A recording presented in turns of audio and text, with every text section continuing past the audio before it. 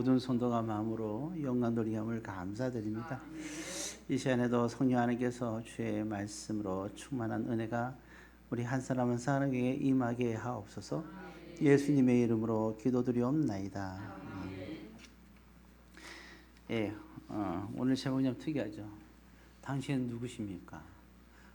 이번엔 서로 인사를 그렇게 인사해 볼까요? 성도님은 누구십니까? 자, 이렇게 인사하시기 바랍니다.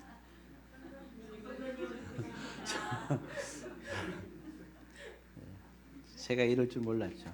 네. 그런 날도 있는 거예요.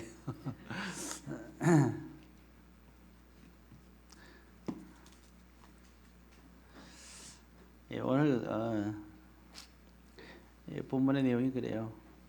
여기 본문에 보면 아까 나왔지만 분명히 얘기합니다. 주의 이름으로 했다. 그렇죠. 귀신을 쫓아내는데 주의 이름으로 쫓아낼 수 있는 거잖아요. 권능도 주의 이름으로 할 수 있고. 근데 지금 보게 되면 이런 권능을 받으려면 성령 하나님이 임해야 되죠. 사도행전 1장의 말씀에 보면 성령이 임하면 너희가 권능을 받고 귀신을 쫓아낼 수 있고 권능을 행할 수 있다 그랬어요. 그러니까 여기 있는 이 사람들은 처음은 참 좋아요. 그래서 그들은 주의 이름으로 귀신을 쫓아냈습니다. 그리고 주의 이름으로 권능을 행했습니다. 근데 그 22절에 보면 이제 그날에 이렇게 나오는데요. 사실 그날이라는 것은 예수님이 재림하는 날을 말하는 거예요. 심판하는 날을 말하는 건데, 근데 이제 그날에 이제 주님을 만났을 때, 자, 그들은 당연히 이제 내가 구원 얻겠지 생각했겠죠. 주의 이름으로 살았으니까. 자, 그런데 23절에 보니까 내가 너희를 도무지 알지 못한다 이렇게 얘기했죠. 그래서 이 말을 바꿔서 말을 바꾼 거예요. 약간 좀 난 널 몰라 그러면 이상하잖아요. 이렇게 제목을 할 수는 없고 그래서 또 그렇잖아요. 자기는 막 친하다고 와서 이렇게 얘기를 하는데 당신 누구십니까? 이렇게 하면은 모르는 뜻이잖아요. 간혹가다 요즘은 안경을 좀 쓰니까 여러분들이 이제 얼굴이 보이는데 제가 자주 안경을 안 쓸 때가 많죠. 보통 때는 안 쓰고 오는데 친해갖고 이제 손님들 막 그러면 저 사람이 날 쳐다봐요. 안경 쓰고 보면 딴 사람이에요. 그 사람이 날 모른 척하게 왜 이렇게 사람들이 닮아 보이는지. 우리 각시영 목사님 한 5명 이상을 제가 만나고 있는데 똑같은데 정말로 보면 아니 안경 쓰면 참 희한하더라고요. 옷 스타일도 비슷하고 다 비슷한데 말이죠. 자, 마찬가지로 꼭 비슷하지만 나는 너를 모른다 라고 말씀하십니다. 자, 곤란하잖아요. 이런 거죠. 신앙생활 열심히 하고 또 천국 가기 위해서 구원 얻기 위해서 신앙생활 하는데 우리가 만약에 재림할 때 주님이 나를 모른다고 하면 참 심각한 거 아니겠어요?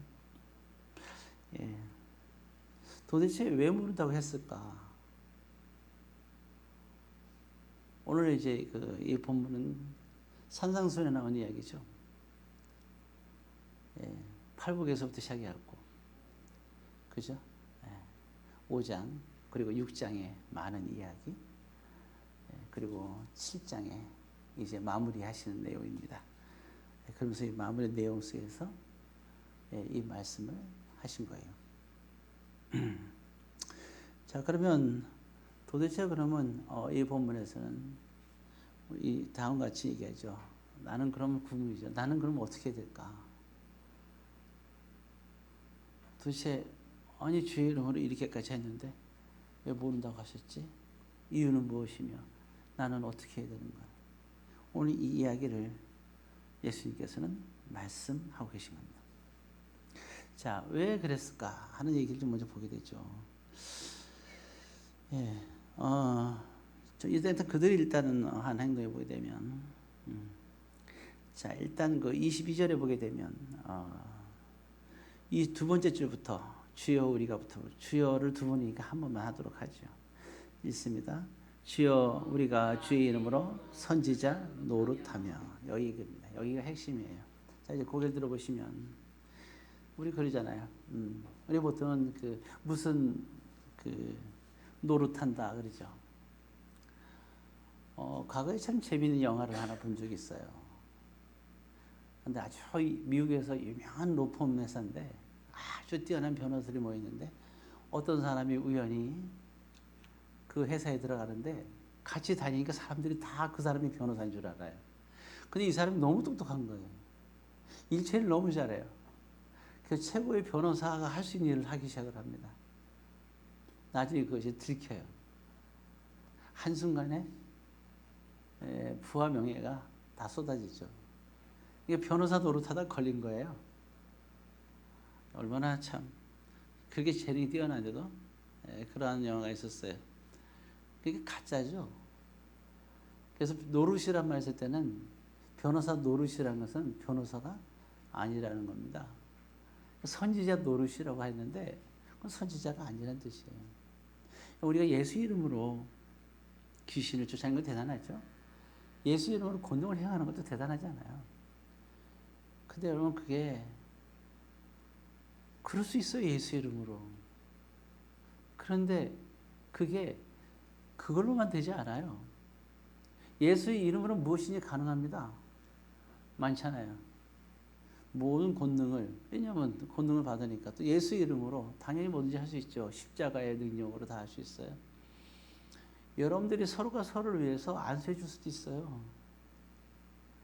병이 나면 그 사람 병에서 예수 이름으로. 목사가 성도들에게 아픈 데를 손을 대고 안수를 하죠.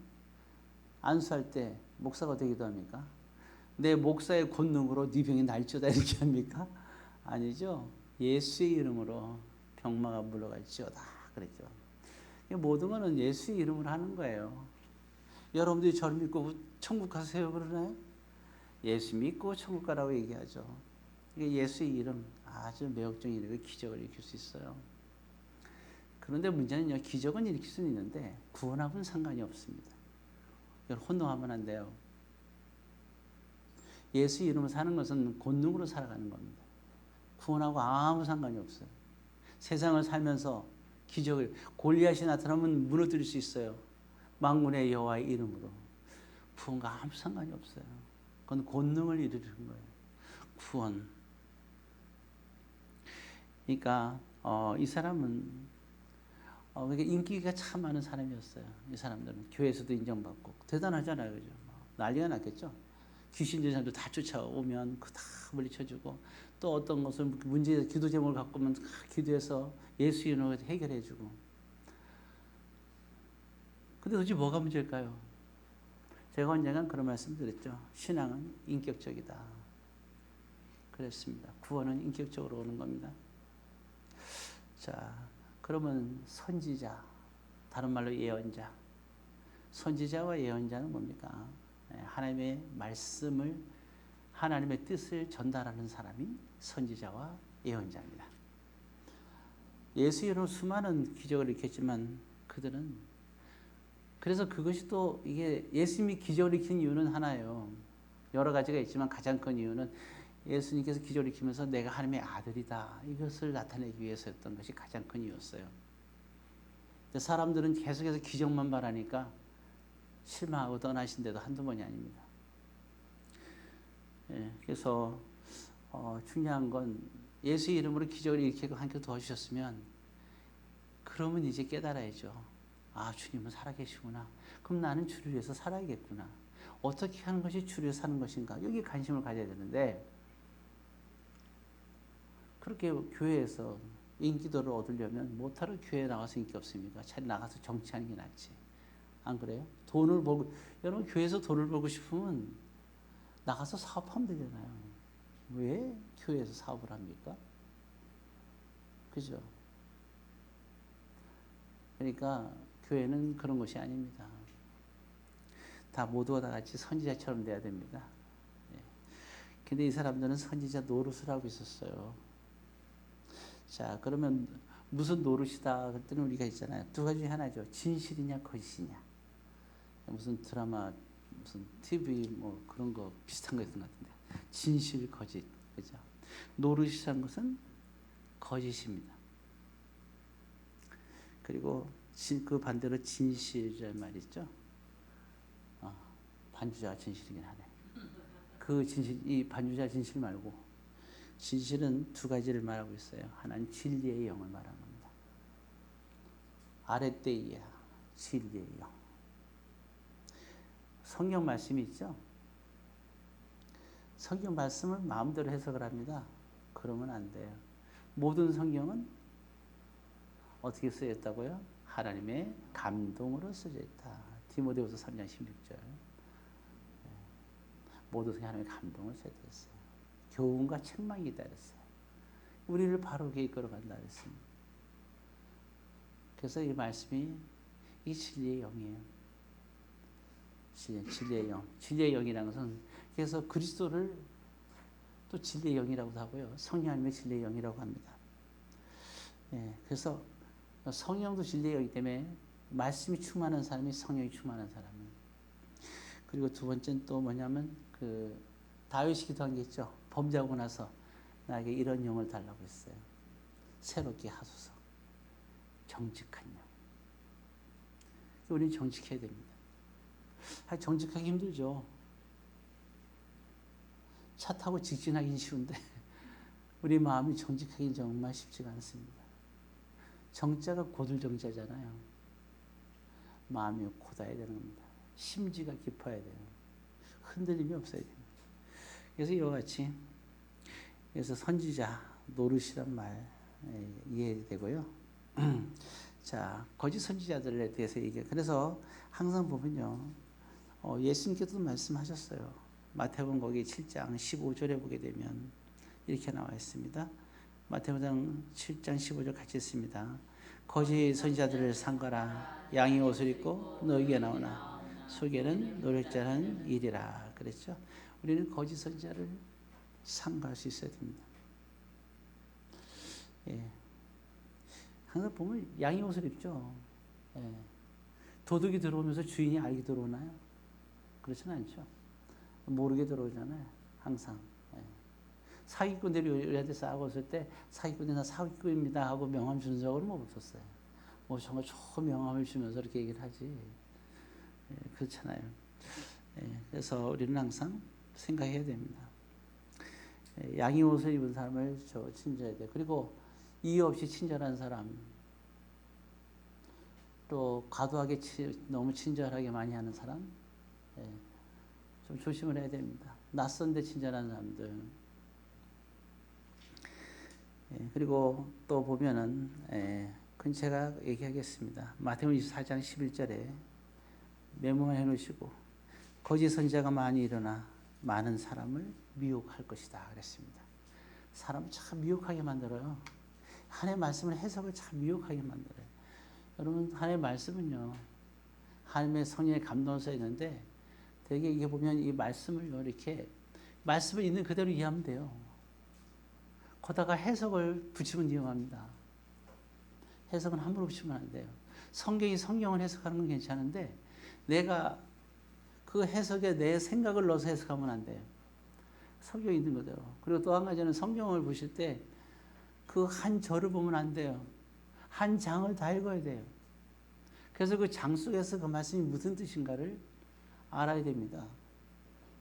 근데 내가 한 장을 읽어보고 이 말씀이 이런 뜻을 쓰였구나. 우리 사업하는 사람들 잘 알죠. 항상 이제 걸려있는 거 간판. 내 시작은 미약하였으나 내 나중은 창대하리라. 되게 좋아요. 근데 이게 어떤 맥락에서 나온지 알면 이 말을 쓰기 힘들죠. 하나님의 말씀 아닙니다. 욥을 공격하던 사람들의 이야기였어요. 그러니까 예를 들어서 이런 경우 많이 있다는 얘기죠. 난 참 보면 이제 우리 교인들은 이제 익숙해지만 제가 늘 초창기 기억나시죠? 동방박사 몇 명이었냐? 그랬더니 뭐로 크게 얘기해도 3명이라고. 성경에 3명이란 말이 안 나와 있잖아요. 선물이 3가지지. 그죠? 황금, 유향, 몰약. 참 그게 우리나라 몇십 년까지 아직도 그렇게 하는 데가 많이 있어요. 연극을 해도. 참 이런 것들을 그러니까 성경은 자기 나름대로의 생각 이제 선물이 3개였으니까 동방박사 3명이었겠지. 이런 그 성경에 대한 모순 이해 이렇게 그렇게 되면 베드로서 2장 1절에 나올 때 뭐라 나왔냐면 이와 같이 너희 중에도 거짓 선생들이 있으리라. 거짓 선생이 되는 겁니다. 왜냐하면 해석을 넣으면, 그래서 해석은 함부로 넣는 게 아닙니다. 이 예언의 말씀은 사사로이 너희가 풀 것이 아니라고 얘기하고 있거든요. 함부로 써서는 안 됩니다.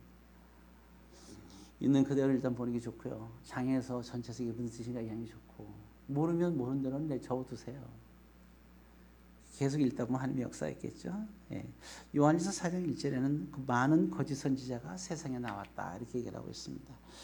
자, 그러니까 결국은 뭐냐면 이들도 결국은 선지자 노릇했다 이랬습니다. 자, 그럼 구체적으로 봤을 때 도대체 이 거짓 선지자 노릇을 했다 그랬는데 그럼 뭐 어떤 것이 있어야 될까? 아까도 말씀드렸죠. 요한복음 14장 17절을 한번 보도록 하겠습니다. 요한복음 14장 17절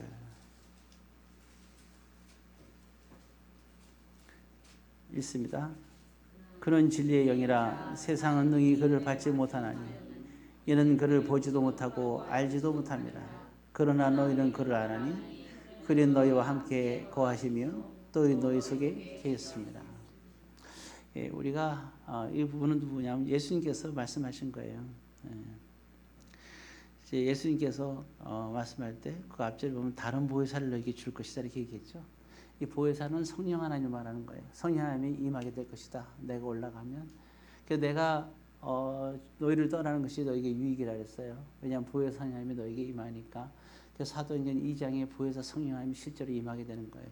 근데 보게 되면 예수님 말씀으로 얘기할 때 그렇죠. 도대체 그럼 어떻게 성령 하나님이 임합니까? 할 때 두 가지를 말씀하셨어요. 하나는 진정한 회심, 돌이키는 것. 지금까지 살아온 것을 돌이키는 겁니다. 그래서 우리가 물과 성령으로 거듭나야 된다는 거예요. 이게 회심의 근본입니다. 그리고 두 번째는 세례를 받아야 돼요. 공중 모든 성도들 앞에서 세례를 받아야 됩니다. 이게 성례라는 게 참 무서운 거예요. 어제 그때 우리 두 사람도 세례식을 했는데 결혼했잖아요. 많은 결혼이 있어요. 근데 하나님이 세운 종 앞에서 하나님의 이름으로 제가 처음에 얘기할 때 그랬죠.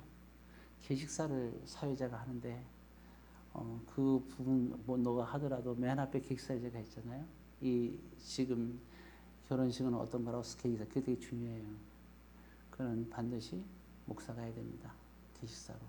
그리고 딱 끝났을 때 마지막에 공포하죠. 예, 거기가 되게 중요해요. 두 가지를 했을 때. 근데 그 전에 제가 공부할 때 그 말했죠. 두 사람의 서약에 의해서란 말이 나왔어요. 그래서 그렇게 했을 때 그게 기독교식이에요. 예. 자, 어쨌든 마찬가지로 이제 아까 얘기했듯이 금방 얘기했던 회개, 거듭남과 물과 성령으로 거듭남과 결국은 세례를 통해서만 보혜사 성령이 우리에게 임할 수 있다 하는 것을 꼭 기억하셔야 됩니다. 예. 그래서 이제 그는 누구냐? 진리의 영이다. 그렇게 얘기하고 있죠. 근데 보면 아까 요한복음 14장 그 17절 우리가 금방 읽었죠. 예, 안 읽었나요? 읽었죠. 예. 예, 근데 진리의 근데 세상은 그를 받지 못한다 그랬죠. 근데 중요한 건 뭐냐면 왜냐하면요. 그렇지 않으면 그를 보지도 못하고 알지도 못한다 그랬어요. 성령 하나님이 온전히 임했을 때야지만 하나님의 말씀을 듣고 우리가 알아요. 주의 말씀을 들으면 야 이게 하나님의 말씀이 바로 해석되는지 안 되는지 어떻게 하느냐. 성령이 임한 사람은 알아요. 성령이 임하지 않은 사람은 그 말씀의 뜻을 이해하지도 못하고 이게 뭔 소린가요. 그래서 말씀을 듣을 때 집중해서 잘 들어야 됩니다. 잘 들으면 그 말씀이 둘 중에 하나예요. 말씀 전한 사람이 문제가 있거나 아니면 듣는 사람이 성령이 임하지 않았거나 아니면 무척 졸고 있거나 셋 중에 하나입니다. 네. 그래서 그 부분을 또 얘기하고 있고요. 예, 그리고 또 중요한 것은 요한일서 4장 6절에는 그렇게 나와 있습니다. 제가 말씀드릴게요. 우리는 하나님께 속하였으니 하나님을 아는 자는 우리의 말을 듣고 하나님께 속하지 않는 자는 우리의 말을 듣지 못하나니 이렇게 나와 있어요. 그러니까 하나님을 아는 자는 우리의 말을 듣는다. 왜? 하나님께 속하였으니. 성령 하나님이 임한 사람이 하나님께 속한 사람이에요. 그래서 그 사람은 하나님을 아는 자는 우리의 말을 듣는다 그랬습니다. 그래서 이 연의 말씀을 읽는 자, 그 다음에 듣는 자들이 복이 있다 그랬어요. 듣는 귀가 있어야 된다는 얘기죠. 자, 그래서 진리의 영은 이제 우리가 또 그렇게 이해하면 되고요. 그 다음에 또 한 가지 거짓 선지에 관한 얘기에서 뭐가 중요하냐면 우리가 잘 아는 말씀이 있죠. 반석에 관한 얘기가 나옵니다. 마태복음 7장 21절에 아까 우리가 보았죠. 네.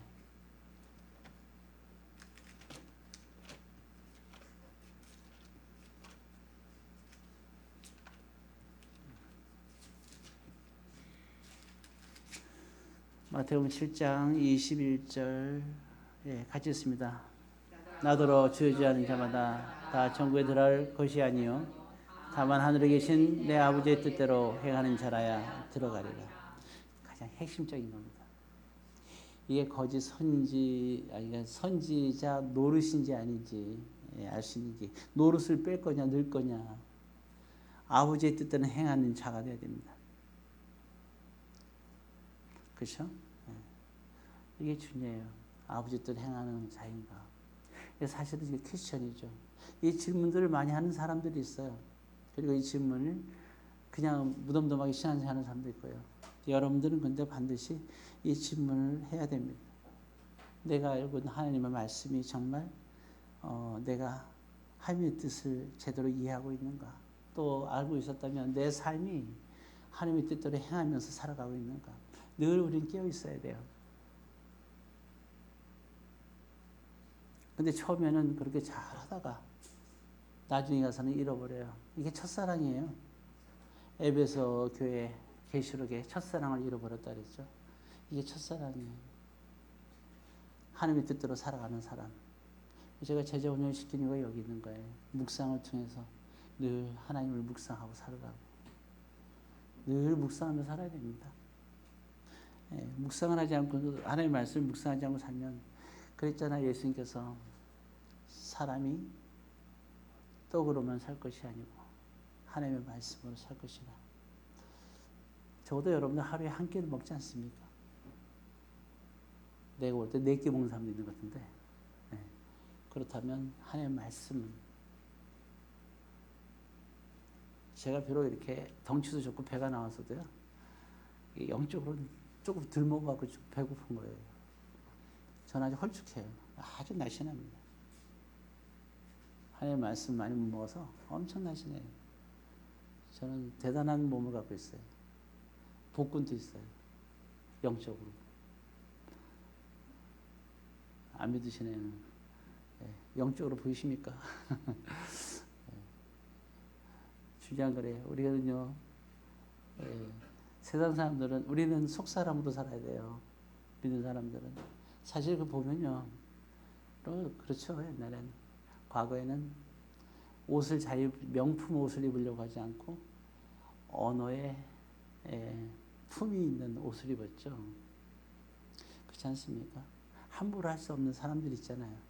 처음에 딱 겉에 보고 무시했다가 몇 마디 말하게 되면 이 사람이 놀란 적은 가끔가다 있잖아요. 그런 것들.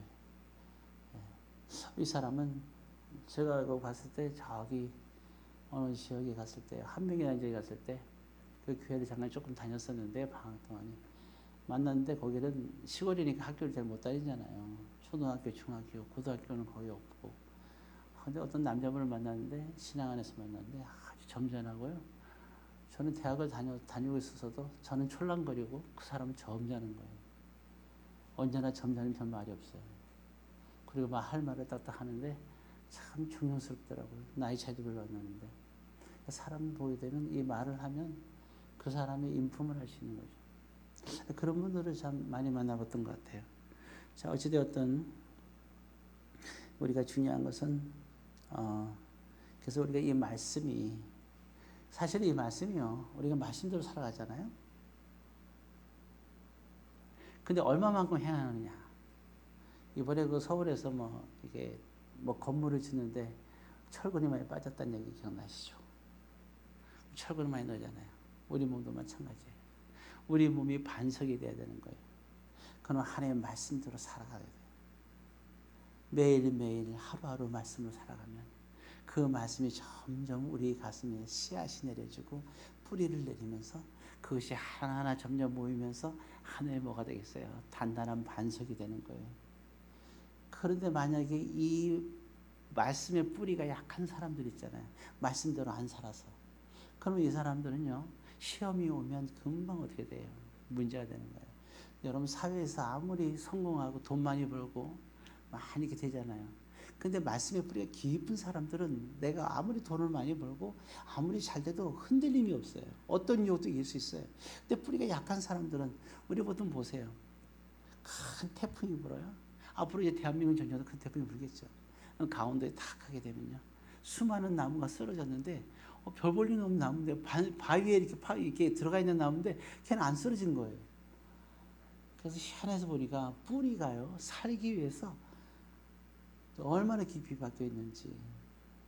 그러니까 뿌리가 깊은 난간 바람이 아니밀세. 어떻게 해요? 그러니까 집을 지어도요. 우리가 그러니까 세상에서 복 받으려면요. 세상에 집을 지면 하나님께서 복을 주시잖아요. 근데 그 밑에 뿌리가 뭐냐는 얘기죠. 반석 위에 우리의 말씀에 든든한 말씀이 쌓여서 말씀의 시멘트와 철근이 쌓여서 우리가 이게 든든해야 돼요. 그럼 사업을 하다 보면 몇 번 성공한 사람들 다 망하다가 다 성공하죠. 3년 이전에 성공한 사람들은 굉장히 위험해요. 교회도 마찬가지예요. 제가 볼 때는 교회는 한 10년은 돼야 되고 최소한. 그래서 다 겪고 그래야죠. 우리도 많이 겪었잖아요. 겪으니까 뭐야 이게 어려움이 와도 흔들림이 없잖아요. 어떤 상황 속에서도. 그러니까 우리가 말씀의 그 반석이 돼야 돼요. 반석이. 여러분들이 어떻습니까? 여러분들은 지금 이제 결혼하고 막 이렇게 하죠. 두 사람의 믿음은 어느 정도인지 모르겠어요. 내가. 중요한 거는 아름다운 결혼의 행복을 누리기 위해서는요. 정말 믿음의 반석이 단단해야 됩니다. 그 가운데 가정도 짓고 그 가운데 사업도 하고 그 가운데 직장도 다니고 그 가운데 신앙생활도 하고 그 가운데 얼마나 앞으로 시련과 어려움이 많겠어요. 그죠? 늘 옵니다. 신앙생활 한다고 어려움이 안 오는 게 아니에요. 신앙생활에 늘 어려움 와요. 삶, 아픔, 고통 다 와요. 그러니까 좀 심심하지 않잖아. 예. 근데 중요한 건 뭐냐? 흔들리지 않는 나에게 뭐가 있어야 돼요? 믿음의 반석이 있어야 됩니다. 그게 중요한 거예요. 그래서 마태복음 7장 25절에도 나 보게 되면 하나님의 말씀을 듣고 행하는 자는 무너지지 않는다. 예. 누가복음 6장 48절에는 비가 내리고 창수가 나고 바람이 불어 집에 부딪히더라도 요동하지 않는다. 그러면 사람의 말에 요동하는 이유는 뭐예요? 말씀에. 또 어떤 일에 내가 우리가 사람마다 다 달라요. 성격이요. 아주 예민한 사람, 더딘 사람. 어떤 사람은 어떤 상처를 크게 줘도 상처인지도 모르고 살아가는 사람이 있고 어떤 사람은 지나가는 풍등소리 하나에도 상처받는 사람이 있어요. 근데 다 좋아요. 그런데 말씀의 반석이 깊은 사람은 그 어떤 곳에서도 극복할 수 있는 힘이 있다는 거예요. 넘어설 수 있어야 됩니다. 태풍을 넘어서서 견딜 수 있는 힘. 그리고 내가 그것을 뚫고 올라갈 수 있는 강인한 힘. 주의 이름으로. 어떤 사람은 주의 이름으로 강인하게 올라갔다가 좀 몇 번 날개 꺾이니까 무너지잖아요. 반석이 있는 사람들은 떨어져. 만약에 생각해보세요. 새가 날다가 날개가 다쳤어요. 그럼 어디로 떨어져요? 바닥에 떨어져. 그럼 바닥이 어디예요? 나의 반석이에요. 갈 곳이 있는 거예요. 근데 날개가 떨어졌는데 뭐예요? 반석이 없어. 지금부터 여러분들이 할 일은 뭘까요? 반석을 하나하나 이루어가는 거예요. 단단한 반석을 만드세요. 예수님은 반석에 있는 집을 지으라고 말씀하시는 거예요. 그런데 이 사람들은 뭐가 있어요? 거짓 선전도 하는 사람들은 아무것도 없어요. 하나님의 뜻대로 행하는 것이 없었던 거예요. 이것은 선지자 노릇이라는 겁니다. 지금부터 여러분들은 반석을 세우시는 아주 훌륭한, 저보다 더 훌륭한 믿음의 사람이 되시기를 주의 이름으로 권면드립니다. 아멘. 기도하겠습니다. 사랑의 아버지 하나님, 오늘도 모두가 다 같이 선지자 노릇이 아닌 참된 선지자가 될 수 있는 하나님의 뜻을 알고 하나님의 뜻대로 행하며 굳건한 반석을 세울 수 있는, 그리하여 모든 세상의 복을 다 누릴 수 있는 힘을 허락하옵소서. 예수님의 이름으로 기도드리옵나이다.